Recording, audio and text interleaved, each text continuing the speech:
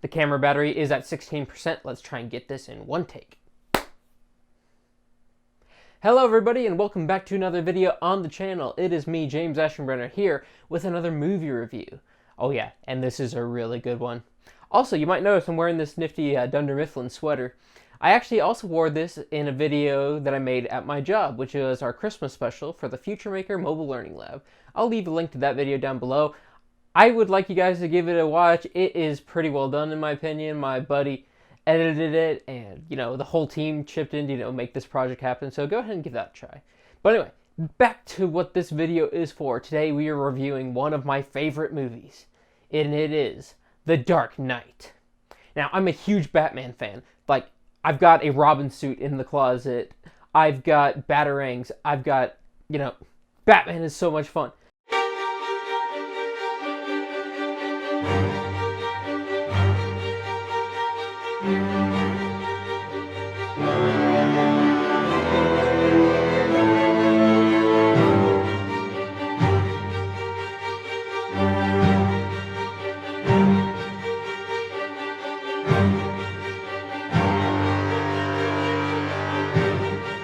Batman is one of my favorite fictional characters, and this is one of his best movies.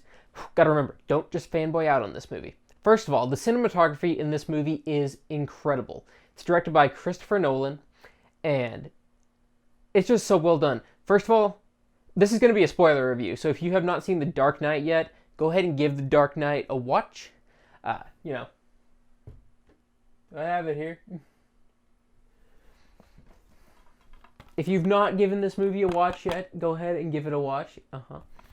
Let's just start off with some of my favorite parts of the movie. The opening scene is a bank robbery, and it's done so well. It's got kind of an interesting gimmick that goes along with it. The cinematography is amazing. And then it just ramps up from there. First of all, you have just a really concisely built story. There's certain characters that have certain motivations, and they just interact. Basically, you have three groups. You have the mob, you have law enforcement, and then you have the Joker. And then within the law enforcement side, you have the district attorney's office, the police, and Batman himself.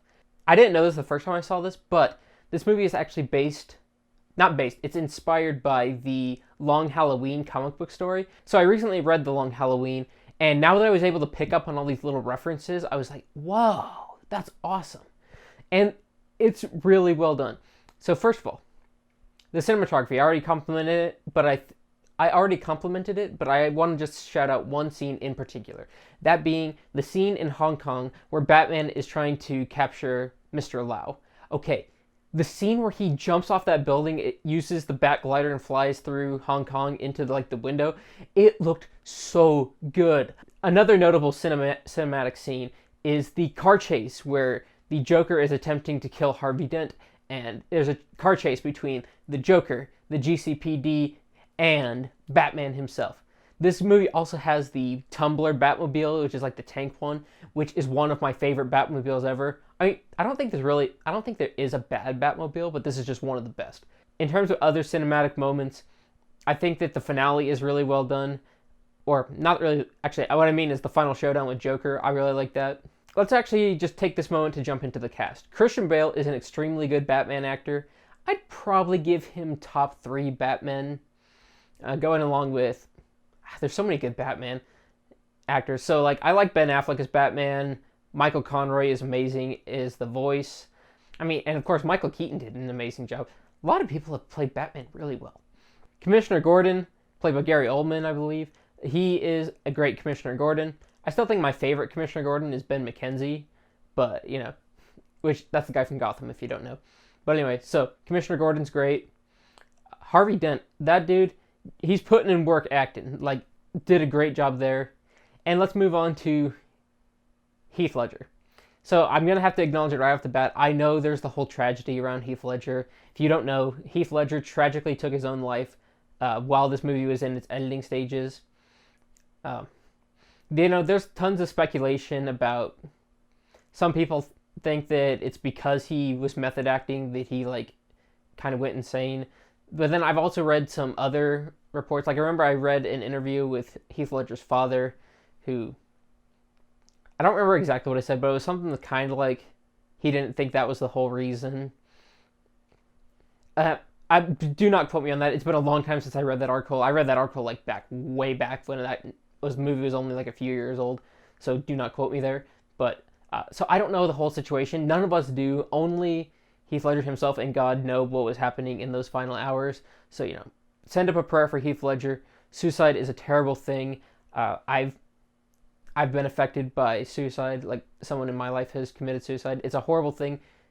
I guess I'll just take this moment a PSA. If you are feeling like you're in that place where you don't see any way out but that, please get help. The world is a better place with you in it. Suicide is not the answer. It's a permanent solution to a temporary problem. So everybody, please stay healthy, stay in a good mind space, and if you need help, please get it. So yeah, the situation with Heath Ledger is tragic, but putting that aside for a bit, Heath Ledger does an incredible job of acting in this movie. The way he portrays the Joker is so great. Not to mention Joker's suit, like the suit he wears, looks really nice. This Joker is a really cool version of the Joker, and it just has so much that I like about the character. I've always liked the kinds of Jokers that have just these big ludicrous plans. They are always, I like the Joker when he's got these big schemes, when he's messing with people, when he's manipulating the Batman. And that Joker is front and center. He says he doesn't have a plan, but he's doing all these like weird things. He's manipulating the mob. He's manipulating the citizens of Gotham. He's playing with Batman. He's toying with Commissioner Gordon and Harvey Dent. And this Joker just does amazing. Side note, I wasn't the biggest fan of the Joker movie. I might have to make a whole video about that. But anyway, moving on. So I think the acting is really good. Oh, I forgot to mention Michael Caine. He does a great job as Alfred. It's kind of hard for me to think of who the best Alfred is. I like the Alfred from Gotham. There's a lot of good Alfreds. Alfred's an interesting character. Maybe I should make a whole video talking about Alfred. Because you have like the Alfred like the butler. Then you also have like the former spy.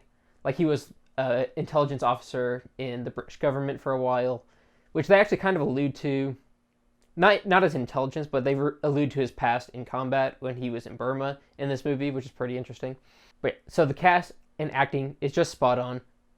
There's some just great character moments as well. Like the scene where Batman is just sitting in his house. He's still got like the whole suit on. He's like, pieces of it are on the floor. You can tell that was a moment where he was feeling low and he's just sitting there. But then Alfred comes, gives him that pep talk. So moments like that are great. There is genuine emotion between like the interactions with Harvey Dent and Rachel Dawes. Jim Gordon, seeing him not only as this police officer, but also as this family man. So character moments are great. The action scenes are amazing. I already talked about the Hong Kong scene and the final showdown and the car chase, but that's just the tip of the iceberg. There's a scene at the beginning where he fights Scarecrow, and it's awesome. There are scenes where Batman is just doing some really cool stuff.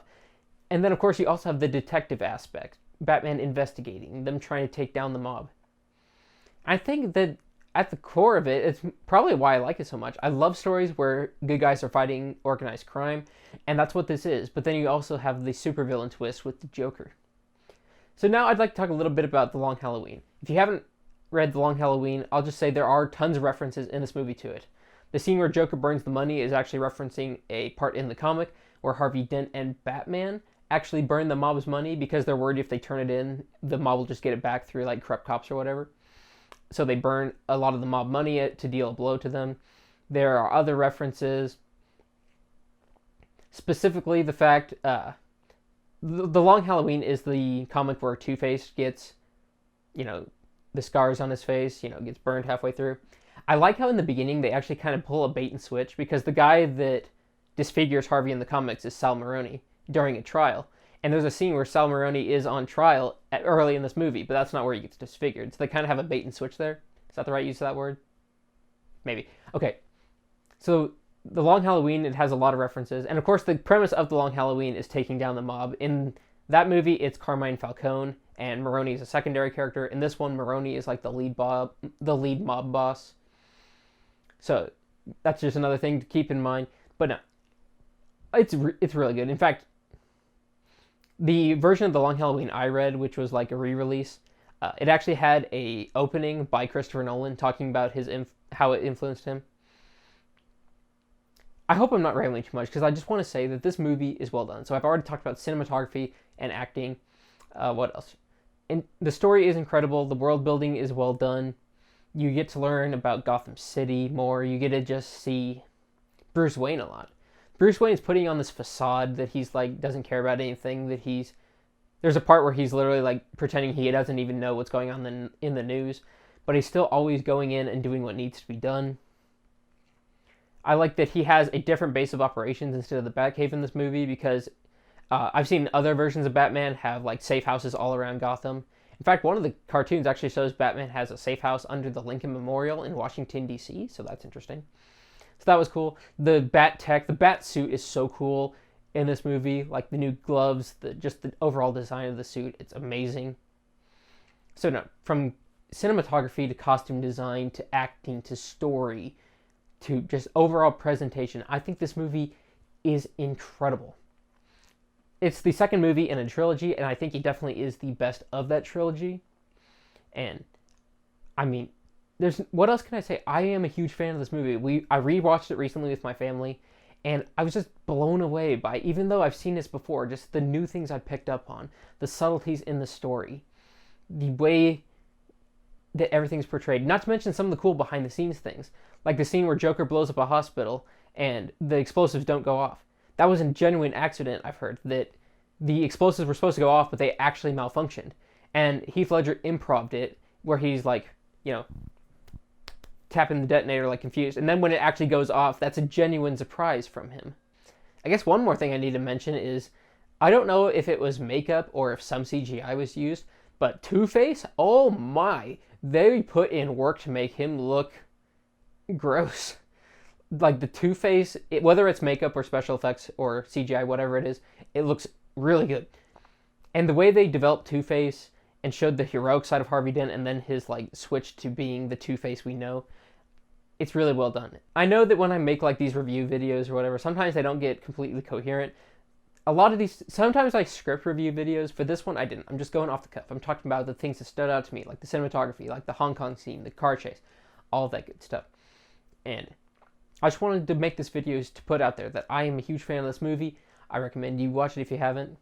It's not a perfect movie. My biggest complaint is the fact that, if you don't know, I cannot stand it when movies put like scantily clad women or lustful situations in them.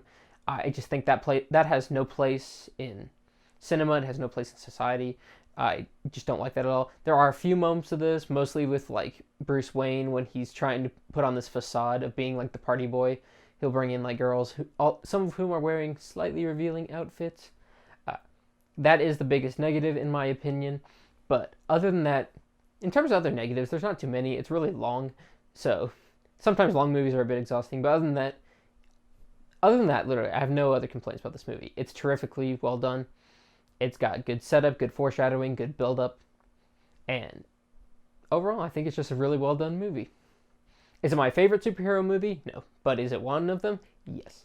Alright, thank you so much for checking out the video. I know it probably ran a little long, just rambling a bit. But I just wanted to make a video talking about The Dark Knight. So, thank you so much for watching. Have a wonderful day. Feel free to like, share, and subscribe if you feel like it. And I will see you in the next video.